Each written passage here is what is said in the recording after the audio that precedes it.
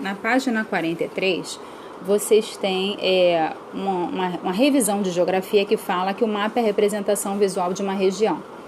Nós temos mapas políticos, que apontam a divisão do território em países, estados, regiões e municípios. Temos os mapas climáticos, que indicam os tipos de clima que atuam sobre uma região.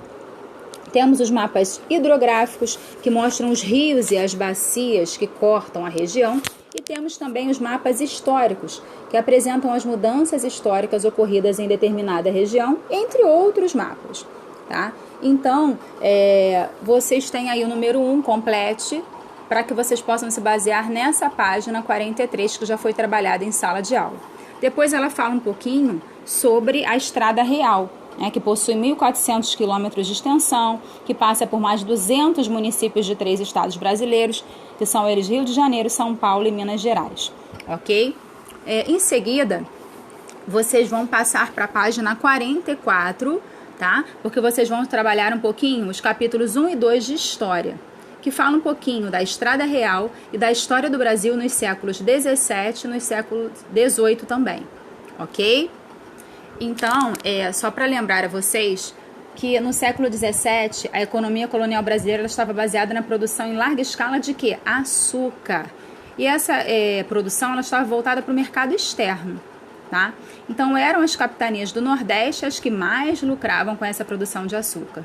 Claro que havia grandes lavouras também de tabaco e de algodão. Tá? A capital da colônia era Salvador, na Bahia, mas isso iria mudar em breve. Bom, então vocês vão ter aí um pouquinho de história na página 44 do próprio material didático de vocês, ok?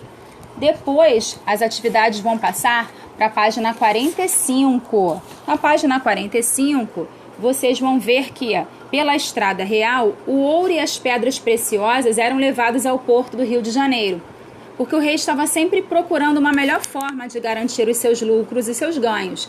Então, ele transferiu a riqueza que achava no Brasil para onde? Para Portugal.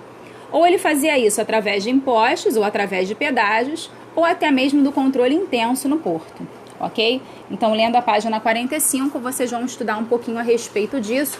E as perguntinhas estão aí, são as questões 7 e 8 do material de vocês. Questões 7 e 8. A partir da página 46, vocês já têm a definição de absolutismo e vocês têm um pouquinho do que significa mercantilismo, tá?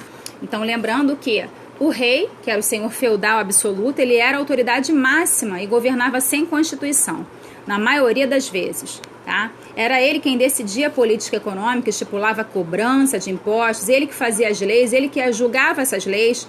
Por isso, esse período foi chamado de absolutismo. Quando a nobreza e parte da igreja passaram, então, a apoiar essa forma de governo, por quê? Para o próprio benefício deles, já que assim eles mantinham seus privilégios, ok? Bom, e aí, pessoal, era o rei quem decidia o que plantar, para quem vender e as taxas alfandegárias, o imposto sobre os produtos de outros países e ficava para o governo. Ou seja, o rei e os nobres que o apoiavam interviram diretamente nessa economia. Então, essa política econômica ficou então conhecida como mercantilismo, tá? E alguns pensadores filósofos, então, passaram a questionar os rumos que essa política e essa economia tomavam. E um desses filósofos, o inglês John Locke, defendia a participação mínima do Estado nesses assuntos econômicos. Locke acreditava no uso da razão para obter a verdade e, assim, determinar a legitimidade das instituições sociais, tá?